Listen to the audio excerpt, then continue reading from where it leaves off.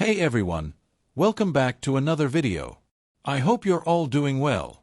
Today, we're taking a closer look at emotional courtroom testimony surrounding a tragic shooting that unfolded in what should have been a normal family moment.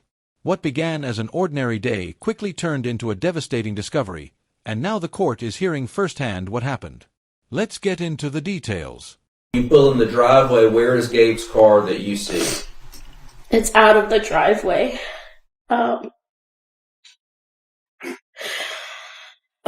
Is it in the cul-de-sac? Yes. And where's Leila at this point? Leila is buckled in her car seat, in my car. And I get out my car to unbuckle her. And in my mind, I'm like, yes, I beat him. Like, we get to see him before he leaves. As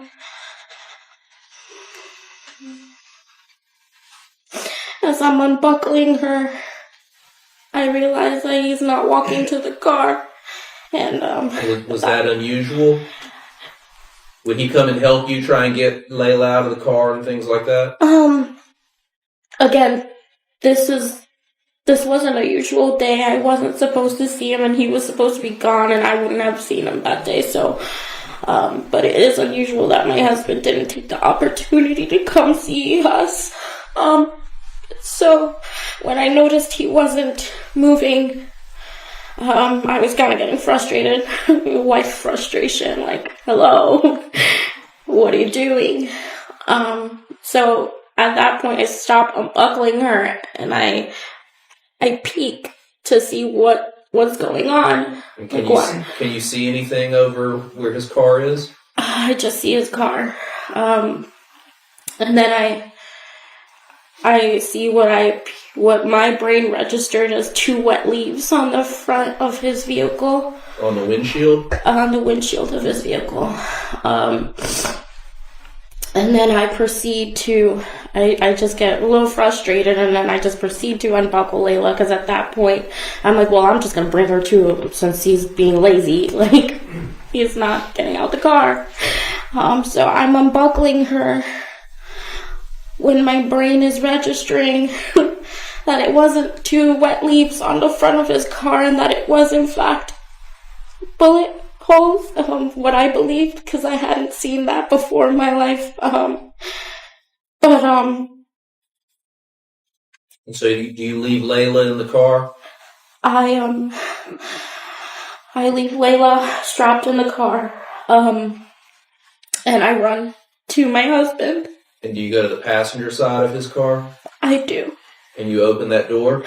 I do. She pulled in and saw her husband's car in the cul-de-sac. Leila stayed buckled as she stepped out, but he didn't come to the car. At first, she thought the spots on the windshield were leaves. Then she realized they were bullet holes. She ran to him, leaving her daughter safe in the car.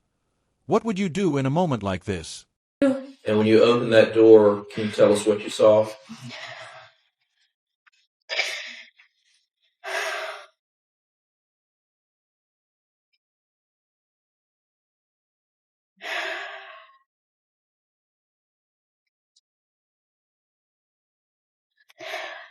I saw my husband.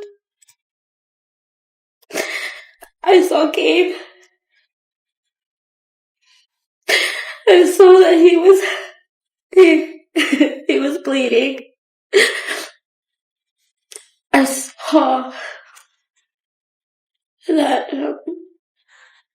he was in shock.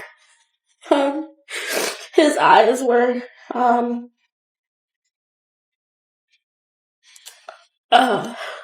I can't even describe it. Were you able to tell if he was still alive at that point? He was still alive. His left leg was shaking up and down. I tried to stop bleeding, so I had my fingers in every wound that I could get to. And I used my other hand to prop up his because he kept falling down, and I wanted to keep his airway as open as it could. I was trying to help him so that he could breathe, because his lips were turning blue, but he was alive because I felt his pulse when I had my fingers. He was alive. And while you're trying to help him, do your neighbors come to try and help you? Yes. Was that Mr. Poole and Mr. Green? Yes. The way I remember it, I screamed for help, and Broderick appeared, and I immediately asked him to take my baby, because as a mom, that's the first thing. I just wanted to make sure she was okay and safe, and I didn't want her to see what was going on. So him and Maya take the baby, and then Brod comes back and he's helping me, and I asked him to help me rip Gabe's shirt because I wanted to try to. I didn't know what I was doing, but I went into some type of leadership role that I never signed up for. And I just wanted to do everything I could to save my husband's life. And was he able to get the shirt off eventually? Yes, he was able to rip a good part of Gabe's shirt. Did you continue to try and stop the bleeding at that point? I did. I did until my hands were tired. But I did until Raleigh police showed up and EMS showed up, and they were able to. I was able to back off of Gabe and let the professionals do what they could do. And they transported Gabe to the hospital? Yes. She found her husband bleeding and in shock, but still alive. She applied pressure to his wounds and supported his neck to keep him breathing. Neighbors arrived, and she handed Leila to them for safety, then continued helping until EMS took over and transported him to the hospital. And we heard Mr. Poole say that he and his girlfriend or wife took Leila in for the night. Is that right? So, once the EMS and the police showed up,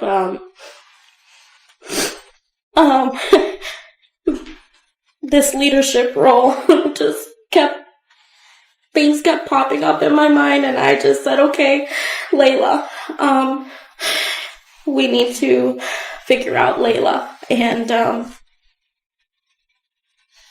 as a mom, I made the decision to remove Leila from Broderick and Maya's home and transfer her to Dustin and Marissa's home, because her best friend, which is Dustin's 2-year-old at the time, lived there. And as a mom, that's during this chaotic time, that's where I wanted her to be. You felt like that was the best place for her? I felt like that was the best place. She could have fun. She can play with toys and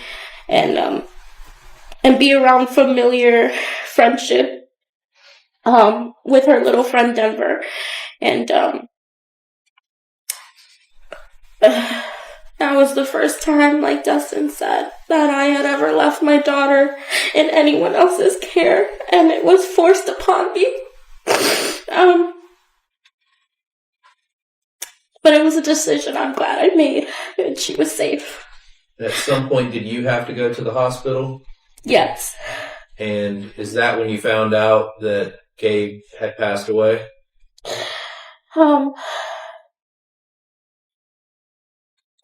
It was really chaotic. So the hospital was just full of people. It's just pure chaos, and the best way I can describe it is just almost like an outer body experience where you see everyone moving and and talking, but you don't feel like you're there. And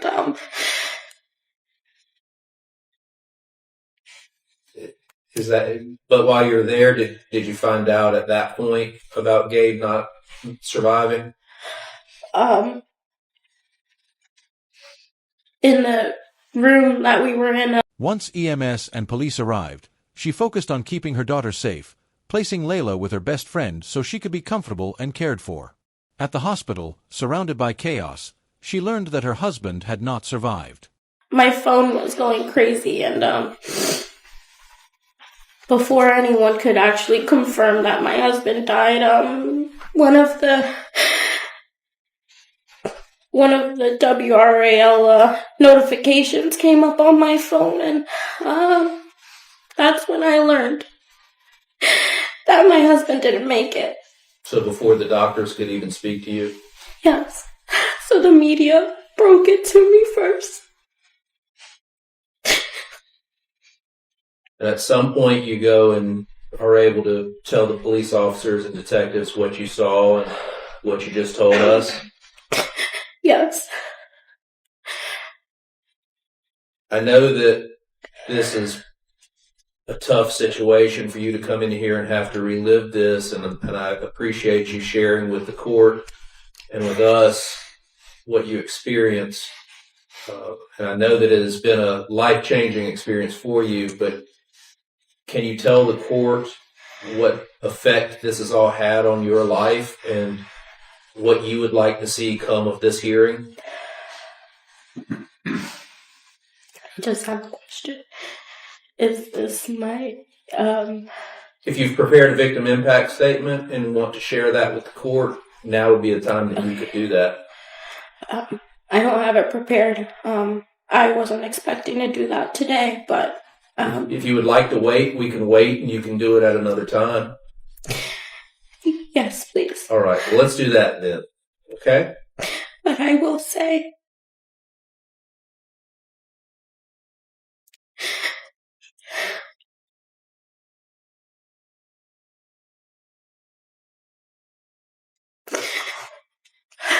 our life has been changed forever.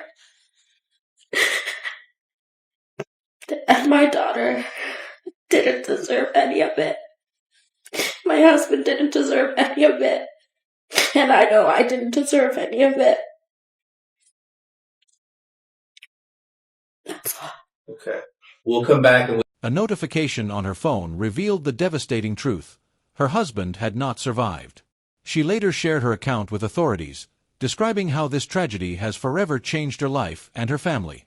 Thank you for watching this detailed courtroom coverage. If you found this video informative, please like, subscribe, and turn on notifications to stay updated on future episodes. Share your thoughts in the comments. We value your perspective and discussion on real legal cases.